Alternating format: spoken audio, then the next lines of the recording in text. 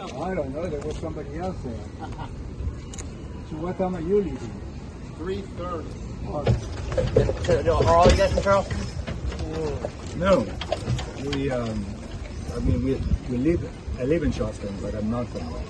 Okay. And they're from the Philippines. The Philippines? Okay. How long you guys live in Charleston? 15 years. 15 years. You got beaten by 1 year.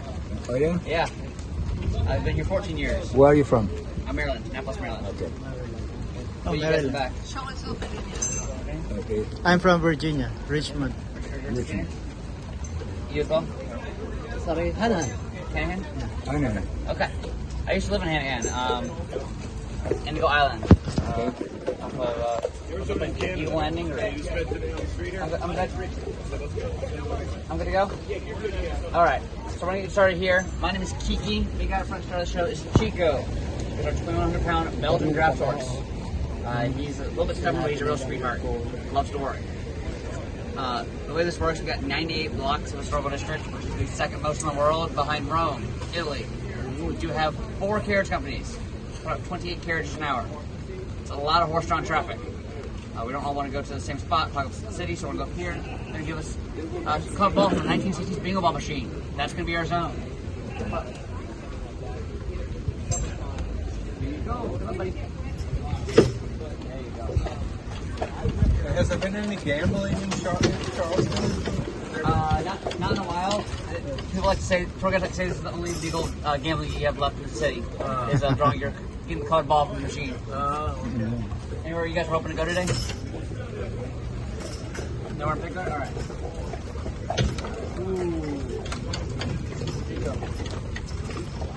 Ooh. Stand. Hey. Kieran and Polo, carriage 104. I got Chico and I got 5 victims. Guess that's my bad jokes for an hour. That's why you're victims. Not that it affects me on it too, but is there still that thing on art stealing? No, but the school is like that. Oh, alright. And then also manager is like that. Well, it doesn't affect me on it too. 2A, I guess. Oh, shit. Let's put it that way. Unless I'm doing my tour wrong. Alright, so we're going to get to go up Meeting Street, which is a great historic street. One of the best historic streets in my opinion. Thank you. Give me those tunes again, I love them. Up, up. Yeah, back. Now, have you guys been in Charleston before? No, never. Never? First time. We just got here this afternoon. Okay, well, welcome. Thank you.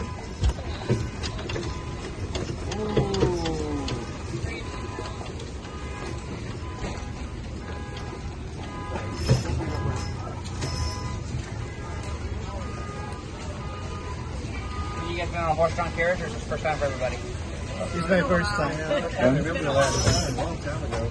90%? That's my third time. Third time? All right. Well, a few gravel before you get started too far into this. You guys may have noticed already, I talk a little fast.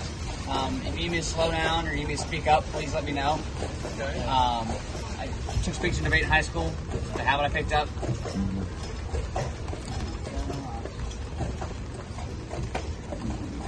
Also, if you guys want to ask questions or stop to take pictures, let me know. I love questions.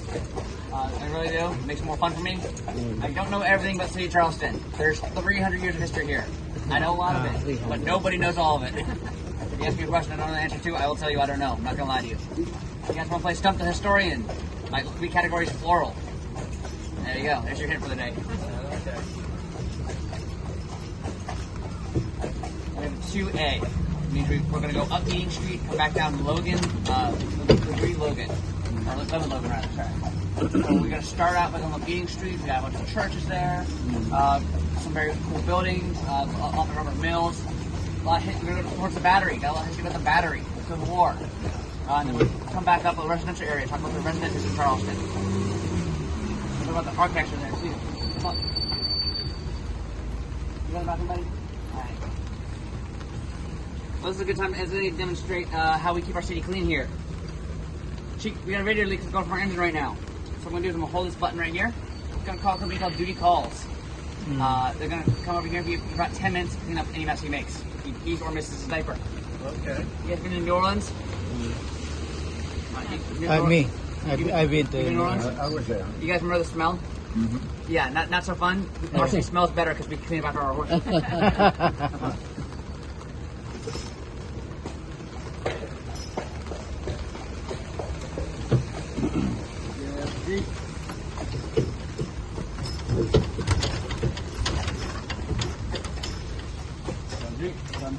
Oh boy. Now, the first thing you guys should know about Charleston, we didn't start here. We came here in 1670. We started in came here in 1680. Sorry. We started in 1670 across the Ashley River, a place called Albemarle Point or Charlestown Landing. It's on a riverbank, not very easy to protect, very vulnerable. Came here 10 years later to protect ourselves from the Spanish, Haciendas, and the French. No hard feelings. We were a British colony. British were very good at one thing: making enemies. We had lots of them. Another means of protection we had besides our four walls is this powder magazine right here. Established in 1713, it's the oldest public building in South Carolina. It has 3-foot thick walls, one ton of sand on the roof. The idea is to cover an explosion, it will go straight up and the sand will put the fire out. It's a great theory. We have not tested it. We do not plan to. Remember with that one over on Magazine Street? We were British soldiers. Those muskets to a magazine. Blew up. 12.5 o'clock. Killed 15 people.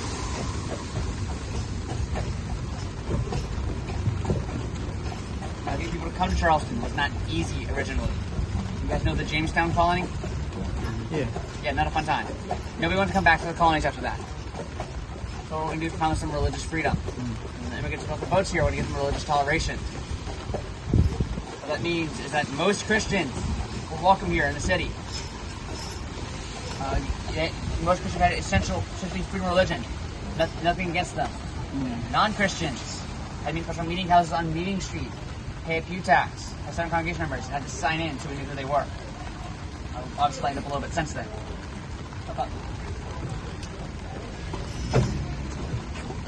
Now we're going to pass the only remaining meeting house we have left. What did they do with the list of the people that signed in? Just kept track of them, I guess. Just kept an eye on them? There's no exact historical record of them monitoring them, but I'm guessing it was so that they knew who in the city was not Christian. Okay. Religion was a huge thing back in the 1700s. Yeah. For example, Catholics, they often were not allowed to settle inside the city. If you're a British colony, you're afraid the Catholics were going to spy on us from the French or the Spanish. So many of them had to settle outside the city walls.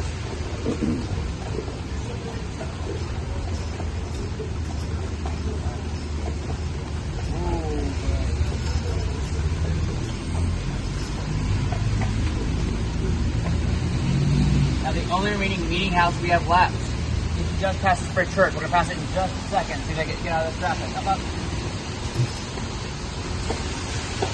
There's a great fire in 1861. Burned 98% of Meeting Street. That fire burned almost all of the meeting houses to the ground. This is a circular congregational church. It's one of our older congregations. That congregation dates back to 1681. And that's that last remaining meeting house right there. Now right next to this, the Pinnacle Bank now, but is the site of Institute Hall. So the original 6 states signed the Articles of Secession, seceding from the Union, of starting the Civil War.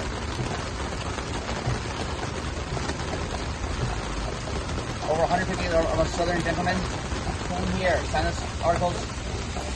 The Texas did not sign here. You know, the original 6 states signed here. Texas signed it elsewhere later. Institute Hall did burn down in that fire of 1861 as well. Now, one of those that did survive was the Mills House Hotel, this pink building coming up on your right. Designed by Robert Mills, our most famous architect. Come up, buddy. One straight. Come up.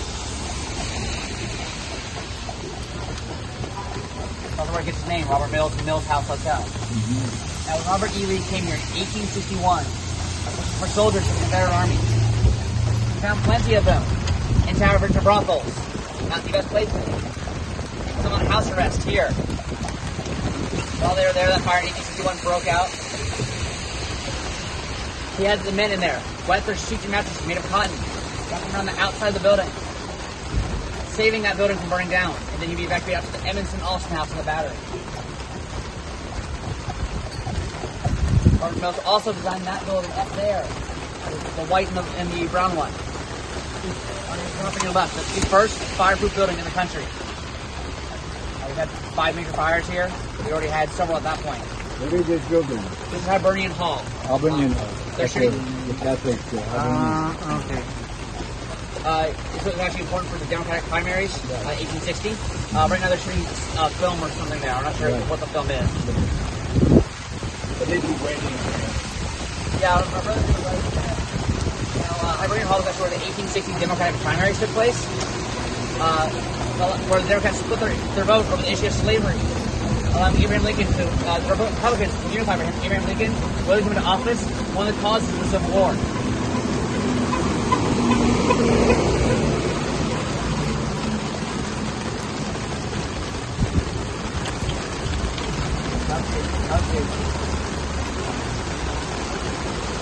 Buti na lang pala na binigyan tayo ng... It's one of the most famous intersections right here, the corner of Meeting and Broad. You got St. Michael's Church, the oldest church in Central Charleston, still standing. 1680. Oh, that's true. What? But it's also the Roman Catholic Church was the only Catholic church called St. Mary. Do you know what St. Mary is? What was that? St. Mary. St. Mary, yeah. That was the first Catholic church from North Carolina, South Carolina, and Georgia. What was that one built? 1780 or something like that. 1780. First Catholic Church, right there. So 1780. This one here is Anglican. And it was for 3 states. There's 3 states. Oh, where's that one again? Huh? Where's that one located at? Just across the street from the sister of the Holy Sister. You know that street across it? Okay, yeah. Where the synagogue is also. Yeah, okay. That's where it is. I know, yeah, thank you. I know exactly how.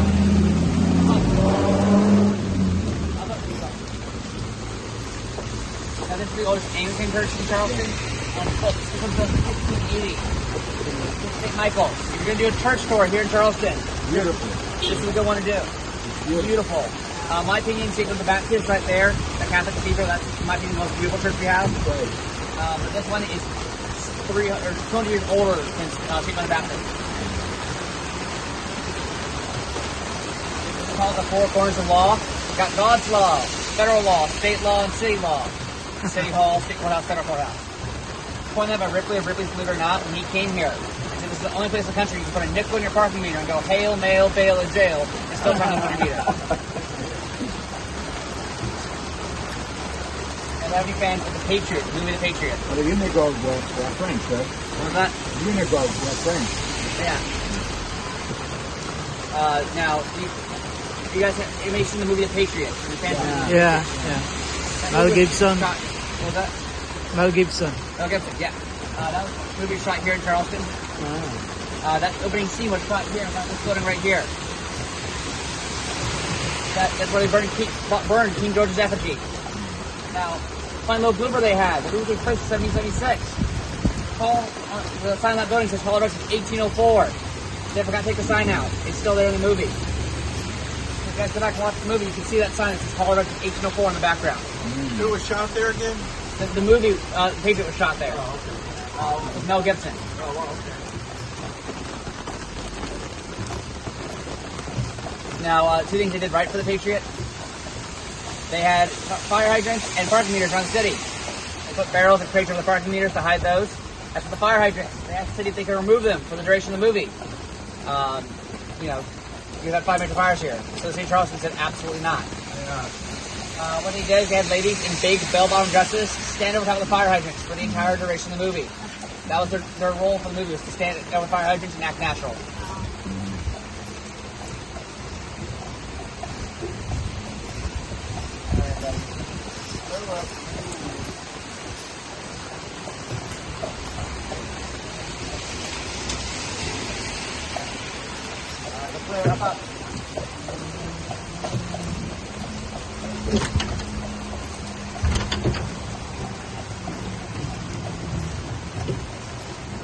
Right here is Scott's Presbyterian Church.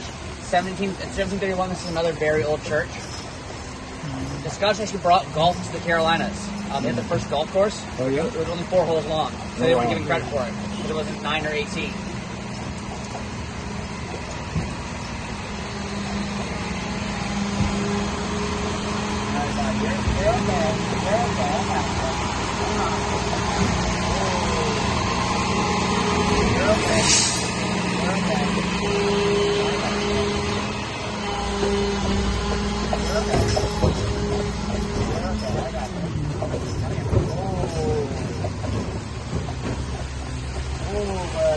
Sorry about that, guys. He's not like garbage truck. You're okay. I got you. Just stand right there. Oh boy. Now this right here is the Nathaniel Russell House. Have you done this tour yet? You guys done this tour yet? No. Okay. For house tours, best house tour in Charleston right now. Oh, yeah? For historic houses. The Nathaniel Russell House is built in 1808. And far from the oldest home we have here, but it's got beautiful, serene gardens. Especially when we're not out here shouting about how serene they are. And then when you go inside, you got period furniture. You got gorgeous interior. You got a 3-story spiral staircase that is free flowing with no visible means of support. Wow. To this day, we cannot replicate that staircase. It was built by a slave in the early 1800s. Either didn't write his name down or was lost to time. Either way, we don't have it. And the only other staircase in that world is in the church in Santa Fe. And they say angels built that one because there's no other Yeah, explanation. the one in Santa Fe that was built with no nails or anything. No nails or anything. Yeah. Can we walk through here tomorrow? Yeah, they do tours. I don't know how much the tours are running for right now. It's been a while since I've done one. Last tour goes out at 4. First tour goes out at 10. They won't let you go on the staircase anymore. When I was a kid, I went on it. I wasn't supposed to. I got yelled at for it. But you can still see the staircase. But it's a 200-year-old staircase. They don't know how it was built. They don't want you walking on it. Across from the Nathaniel Russell House, we do have First Baptist, the back of First Baptist Church. Part of it faces out over there. This is the Learning Center right here. First Baptist Church. It's not the First Baptist Church of the nation, despite the name. That belongs to Rhode Island. It is out by about 50 years. But there's still another church that is from the 1680s. Very old church here. And we're coming up on Water Street. Pretty well right now. It's named very, very applicable. But it was originally the edge of the peninsula of Charleston, on the water, hence Water Street. You guys may have noticed a pattern with our street names here in Charleston. Water Street's on the water, Meeting Street, Meeting House Street. Broad Street was our broadest street. We're not very creative here. Anybody want to guess what our shortest street is called? No. Short Street. Yeah, the short street is called Short Street. And what about our oldest street? The oldest street? Longitude Lane. Okay. Close. But it is on a longitude, so there you go. That was also the original edge of the walls. Those walls ran up East Bay, met again on Water, and Cumberland Street. All about 8 to 10 blocks of the city. Where's the beach from here? There's not really a beach in downtown Charleston. I guess would the closest be Folly? Folly Beach would be the closest It's one. probably 30 minutes. Yeah. Yeah. There's same thing with the Isle of Palm. Yeah, I'll probably just it might be a little bit closer depending on traffic, Yeah, but yeah. like it's gonna be about 30. Yeah. I used to live 20 minutes from Kiowa. That was nice. Oh, yeah. Oh, that's beautiful. I didn't go there very often because it was always crowded, but It's also very expensive. it is, yeah. When my parents were paying, it was great, but when I grew up and I was paying, I didn't want to go anymore. I already get on Kiowa Beach, which is a very high-end area. You have to pay.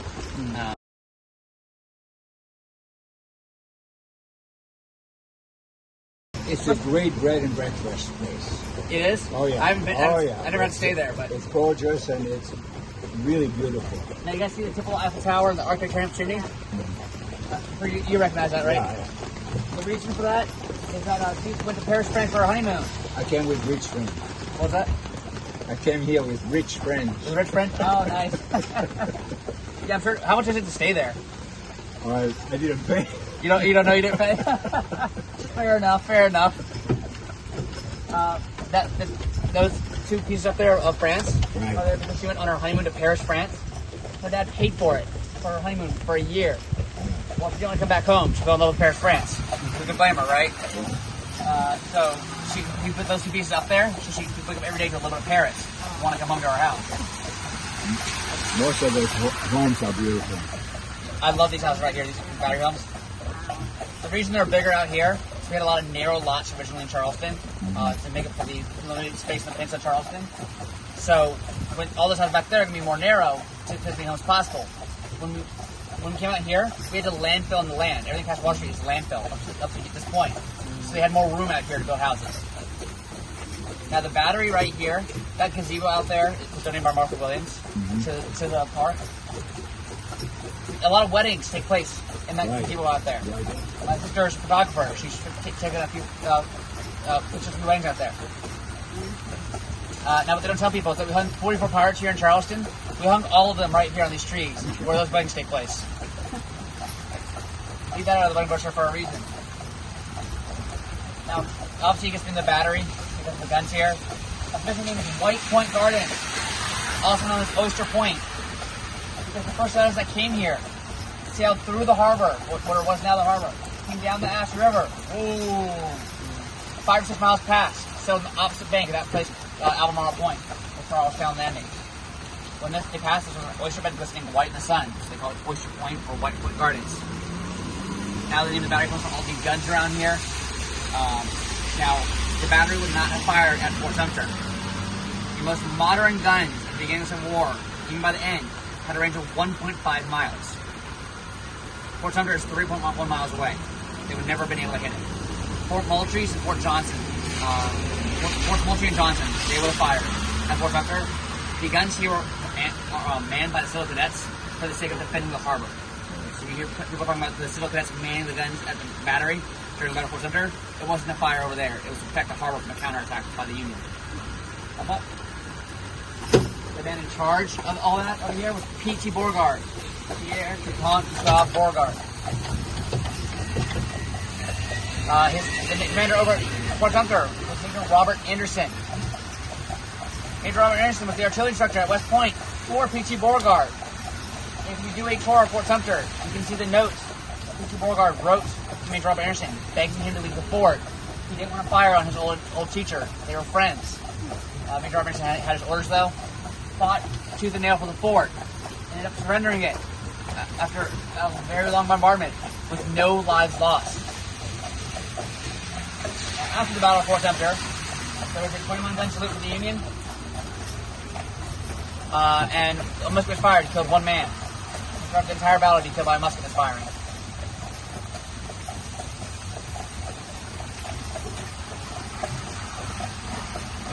That's a good place to tell you guys about our horses. We're coming up on one of the houses of the major people in the group called the Charleston Carriage Horse Advocates. Okay. They believe we're harming the horses, that the horses are in danger because of the heat. Is that the case? Does anybody on here feel bad for Chico having to lug us around? What? Does anybody on here feel bad for Chico having to lug us all around? It's fine. This is qualified as light exercise by the veterinarian. This is not too much weight for him at all. Even if we had the full 17 people on this carriage, each person weighs 300 pounds. Plus the weight of the carriage would be less than 5,000 pounds. He can pull for 10 next morning and you'll hang tomorrow. Wow. This used to be a saddle, right? What's that? It used to be a saddle.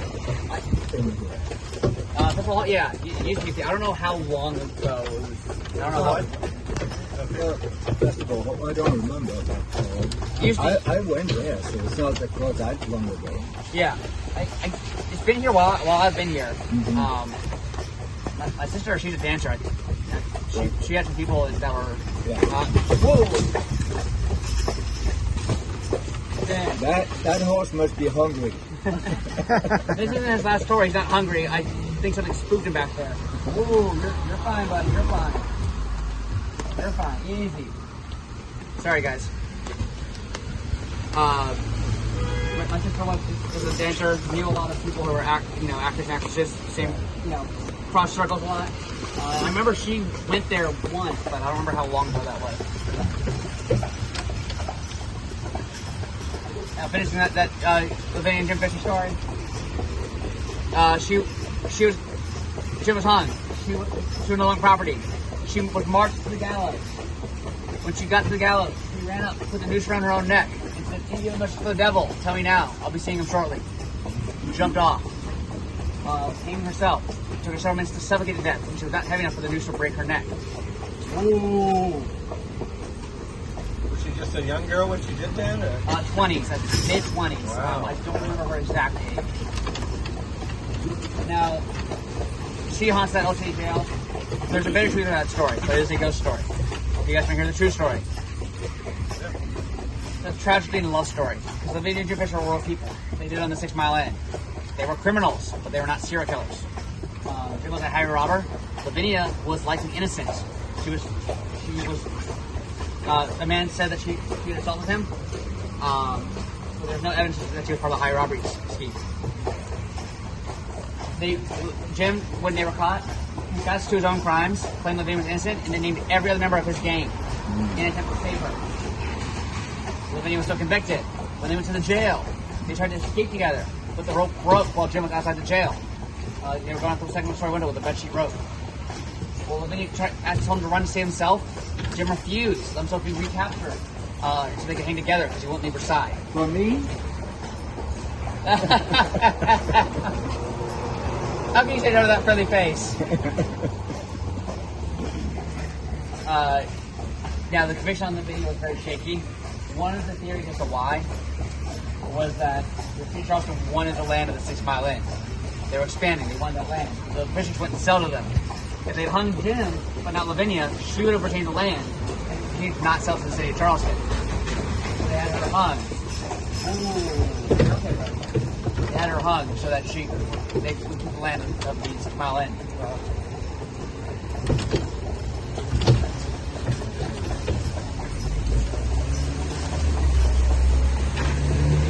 You guys have seen our palmetto tree, our most popular tree here. Unlike Florida, that have coconuts, it has the heart of the palm, that fatter part up top. It's the heart of the palm. You can buy in grocery stores here. It is edible. You just need to break open the tree to get to it, which risks killing the tree. Now, it is on our state flag for a very good reason. It's Fort Moultrie, built by General William Moultrie and Colonel William Moultrie. It started as a 3-walled fort. That fourth wall was unfinished, but it was landlocked, so we're not concerned because they were worried about a naval invasion from King George during the Revolutionary War. Well, the British helped there led by Admiral Peter Parker, in relation to Spider-Man, and then fired everything they have at the fort when they found out something very important. Palmetto trees are cannonball-proof. They're so flexible and fibrous that cannonballs bounce right off or sink in. They don't destroy the wall. The British fired several barrages of cannon fire at the fort. They couldn't break the wall. So they tried to set it on the back of the 3-walled fort. That was landlocked.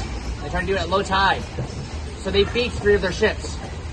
We went after gunpowder, when we can come. That was the last attack on a southern colony. So we put these on our state flag to tell the British, hey, we're the best navy in the world. We beat you with some trees.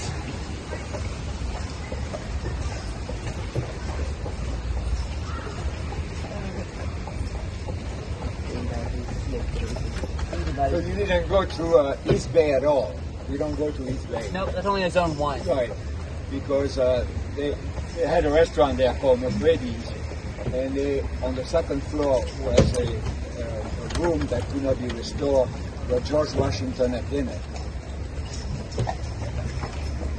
I know the dinner you're talking about when he came in 1791. Right. Yeah, he supposed to had that 30-course meal. Yeah, I had dinner there. Was it good? Oh yeah. I haven't been there yet. No, it's closed now. It's closed now. Oh, I didn't hear it closed. Sorry. Now these here are the markets. I'm sure my local Charlestonians here are very familiar with them. For you guys, if you want to go shopping, this is the place to do it. You can do it on King Street too, but King Street's a little bit more expensive. By a little bit, I mean a lot of it. It's our high-end shopping. So I apologize for your wallets if you go there. Markets here, they've been here since the late 1700s. Or the buildings have been here since the early 1800s. Land has been here since the late 1700s. And by Charles Coacher Pinckney. You need land under 2 conditions. First one being that no slave labor will be sold here. And that second condition is that the land will be remain used for an open-air market 364 days a year. 3 days of Christmas. Now, obviously, you wasn't counting on a global pandemic and severe storms. Because we closed this during Hugo, other severe storms, and during the height of COVID. Now, despite how long COVID has been, You guys see the water line? One of the red brick meets the white. Yeah. That's the water line from Hurricane Hugo. Yeah. 12-foot storm surge at low tide. The longest continuous time they've ever been closed, despite COVID. About 2 months to reopen them, dig up the mud and the water, reopen the markets.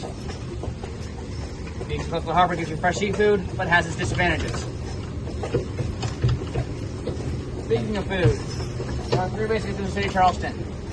Horse-drawn carrots, congratulations, you've done that. Fight to his best efforts. Also walking. Let's get some flying carpet. I'm sure you've walked through it at some point.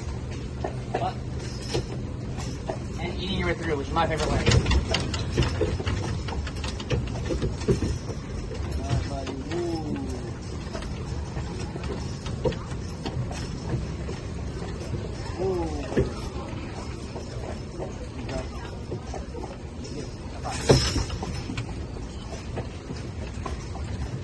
Are you coming for me, Tim?